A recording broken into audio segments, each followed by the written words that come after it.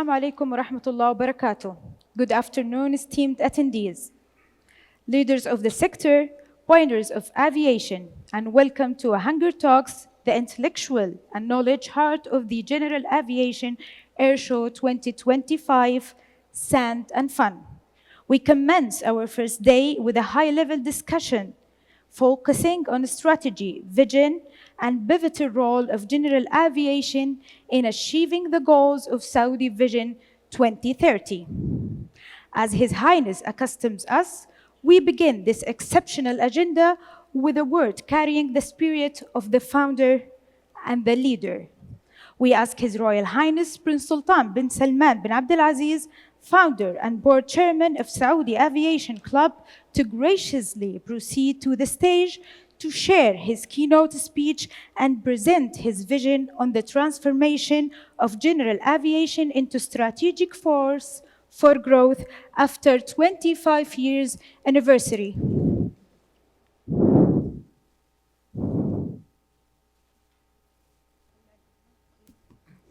Good morning.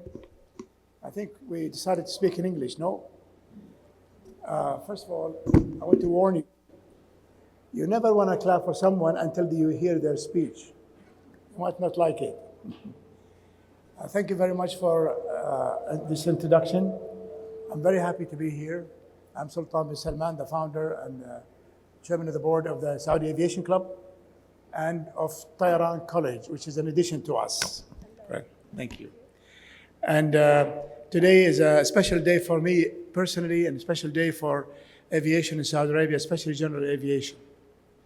I see many friends that not only came from their countries, came from my past. Many people who I very much appreciate and make life for me wonderful to have them at least once a year here. Like I did last year, I want to introduce a very special person that have done me a great favor when we flew in the space shuttle. J.O. Creighton, he was the co-commander on the space shuttle in 1985. Can you stand up? And turn around. We were competing for who's the best looking person in the space shuttle mission. He won number one. J.O., can you turn around? People can see you. And of course, many people here that I've flown with, sit down, that I've flown with all my life and I've worked with all my life. The other person also I want to introduce you to is the person that sold me my very first airplane in 1978. Mr. Brad Wallen. You need to stand up if you can. Turn around. Brad still selling and buying airplanes. I still work with him on projects. And I keep telling people he runs the most crooked operation in the United States. That's why I come back to him all the time. Today you'll hear from Robert Johnston. Robert has lived in Saudi for 40 years or something like that, selling Boeing airplanes.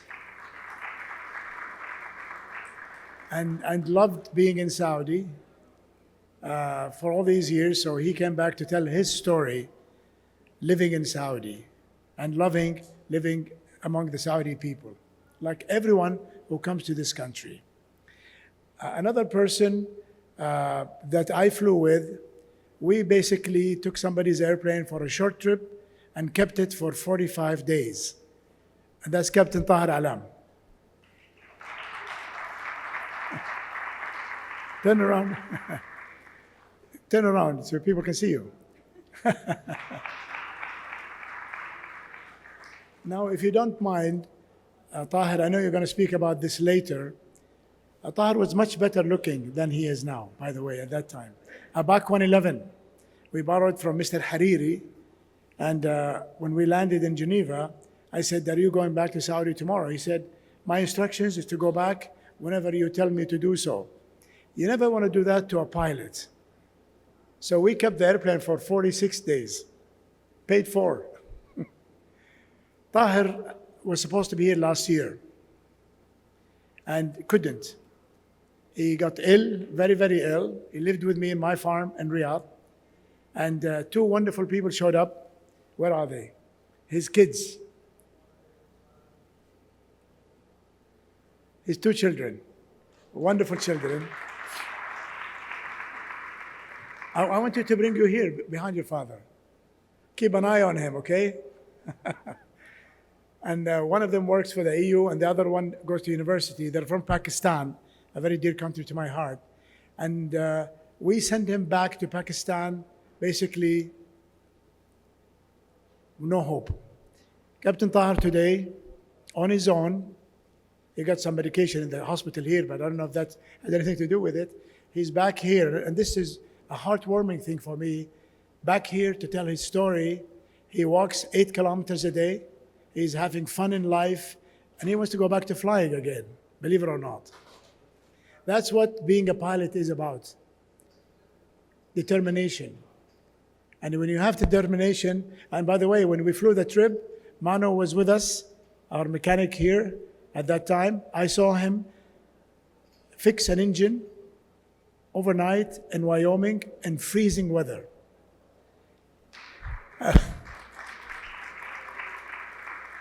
I need also to introduce a person dear to my heart. I hate to say, when he stands up, I'm going to say it. Mr. Ken Hoffman, stand up, Ken, please, if you can.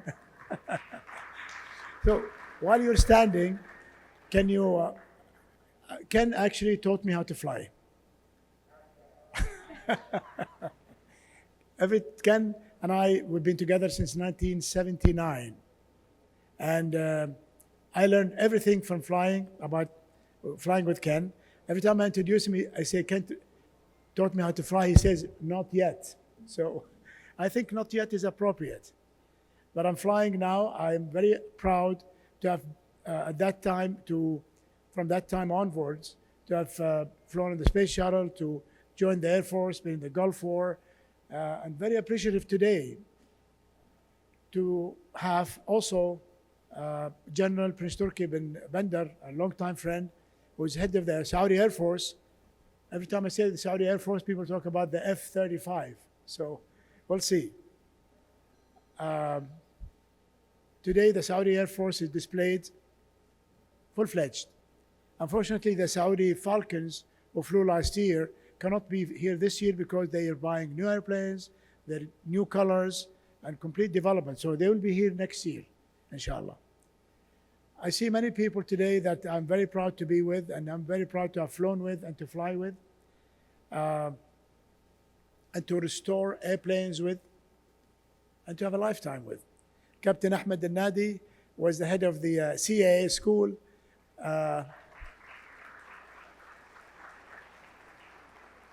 He's an Egyptian, and Egypt have produced people like him, a lot of people like him. We owe them a lot in Saudi because they were our teachers, and he ended up being the head of the school where I got my BBJ type rating some years ago, and then built another 4,000 hours as a captain on the BBJ. Today is a great day because all of Saudi Arabia is participating. If you see the list of government organizations, government funding, sponsors, it's absolutely mind-blowing. And I hope they can put out the list. Well, since you put the picture, they told me they put the picture when I mentioned the book. So this is the new book. It's taken a bit more time than we expected because we keep running into people that have a story to tell and a lifetime worth of aviation. So this is the new book that will come out soon. And if you want a copy, you have to register. We'll send it to you. The money from the book goes to the disabled children and to the Heritage Foundation. So it's not going back to me. I wish it would, so I can buy another airplane yet. But the book talks about life on wings. And this is a very important point.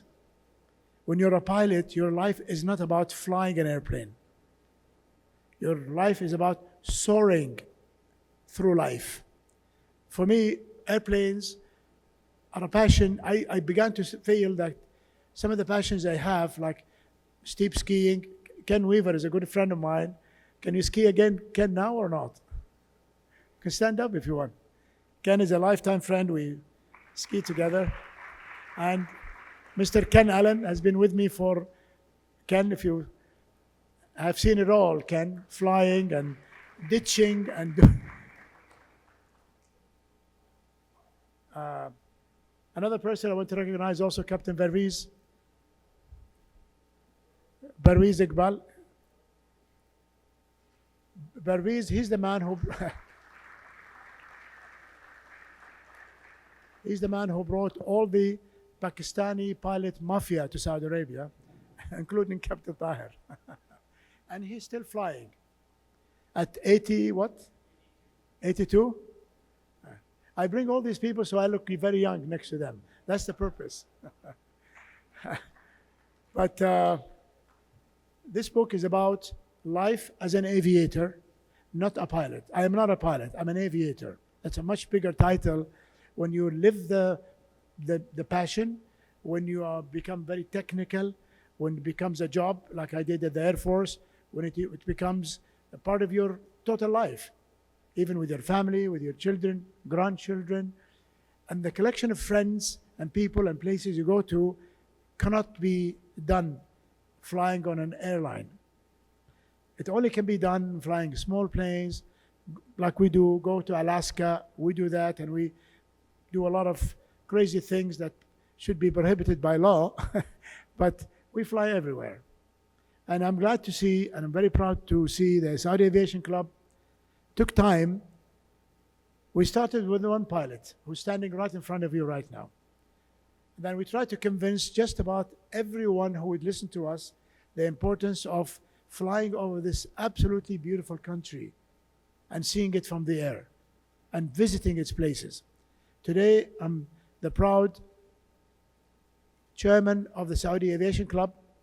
It's an election, believe it or not, in a monarchy.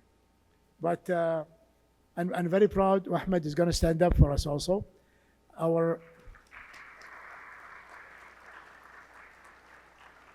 Ahmed was a very, very super minister in the Saudi government, and I've known him for many, many years, all my life, and he's a pilot. As well as the Minister of Health in Saudi Arabia is also a pilot. But people are so busy these days, they don't have time to fly too much. His Excellency Ahmed came from the vocational training organization in Saudi and literally put the blocks for a major revolution to train Saudis to do everything, men and women, including mechanics, airplane mechanics, and all kinds of things. Now we invited him to join us as the man that runs basically the Saudi Aviation Club, the Sand and Fun. My job is really, I look sort of like I've done everything, but that's not the truth. These guys and the ladies with them have really done the big job, seriously. So general aviation in Saudi is now part of the National Future Master Plan. We worked on it with the Civil Aviation Board, and they're all going to be here today for the opening. It's part of the law in Saudi Arabia. You can fly general aviation. You're recognized as a complete major sector in the Saudi economy and the Saudi future. So, helicopter. So that's probably the head of the Air Force coming in the helicopter. So as general aviators, I'm a business aviator and a general aviation also participant.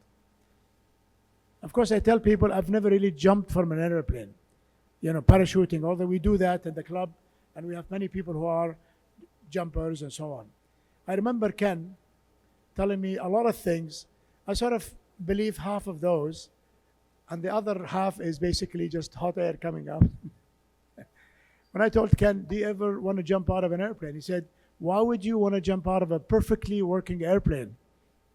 If you're a pilot and you learn to fly, so we always, as pilots, say, people who can't fly, jump out. Those are the parachutists. Today, we have a full program. Of course, we have the opening, very ceremonial. We all have to, as government officials, we have to wear the black bisht. This is the color of the day. Every day, the bisht is the thing we wear on top, has a color. Friday is white, and so on, so on. Tuesday is black in the hot sun. Also, we have lots of things happening this year. Food court, a very big food court that we would enjoy maybe later on. Of course, the air show, and you see the Typhoon, the F-15. All government organizations are participating today, everyone. And we look forward to a night of a major air show tonight. Tomorrow we have the gala night for the participants and the guests. Inshallah, it will be very special and very different, and so on.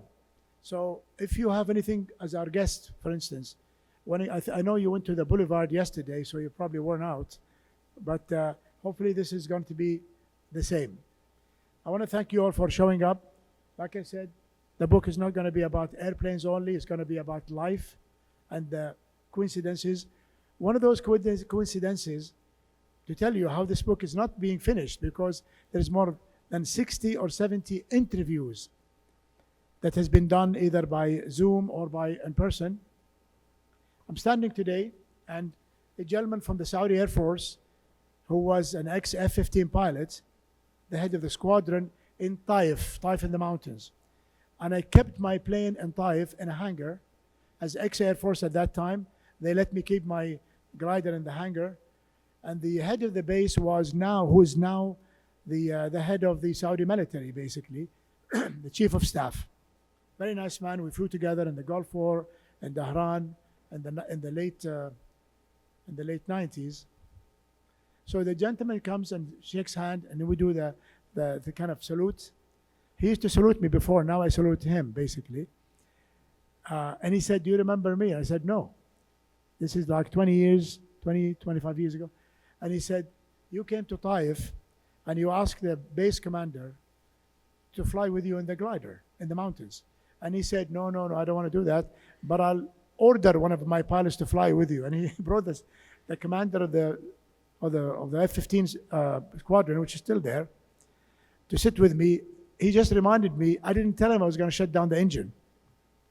So we flew, and as soon as we took off, Taif is high altitude, and basically I got lift. There is lift and so on for the glider. So shut down the engine, pulled the engine inside, and he stood up literally on his seat like that.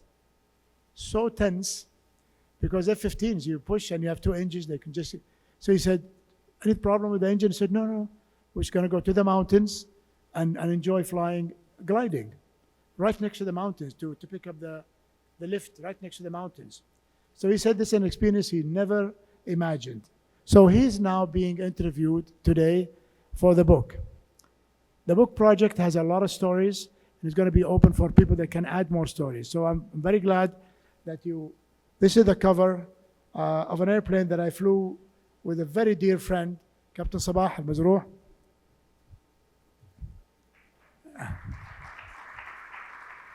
Captain Sabah and I have been flying for more than 25 years. And I used the pencil thing when Ken used to hit my finger when I did something wrong, so I do it with him. When we go with King Salman, I used to fly him on the plane. And when we go in the weather for landing is not this, I tell Sabah to go ahead and do the landing. And he had the landing one time, which is... So this is the kind of community we are. Now I come to the people who want to fly but sort of thinking about it. Mish'al al-Sudairi, for instance, who comes here with 10 Egyptian pilots, is a story about the age of 50, the guy gets into it, drops the motorcycle thing that he used to do around the world. I told him, go fly it. He said, well, maybe the age. I said, not about the age. He's a big guy too. He finished a trip around the world, solo, in his Diamond, this last year. You have to be proud of people like that. So no matter how old you are, whatever you are, man or woman, you need to try this at least one time. You can be told, and you also will know whether this is for you or not. If you're like a one-dimensional person, don't come near an airplane. Now I'm also happy to announce that the government now began to give us scholarships. Training to cockpit, training people in Tayaran. It's a college. We have here started with Aramco, where we train guys and men and women to go straight to airlines. And the secret also, they graduate with a license that has an instructor's license part of it. So airlines are gobbling up graduates, and Saudi Arabia is expanding hugely. You know, with Riyadh Air, I'm not sure you've heard about it or seen it. And of course, Saudi is going through leaps and leaps of buying new airplanes and new equipment. So the need for pilots, mechanics, cabin, crews, the people I'm proud of, air traffic controllers, and so on. The aviation industry is a huge part of Saudi Arabia's economy. And general aviation is here to stay and here to go for the future, inshallah. Thank you very much for being here. And now we will discuss how this air show helps boost the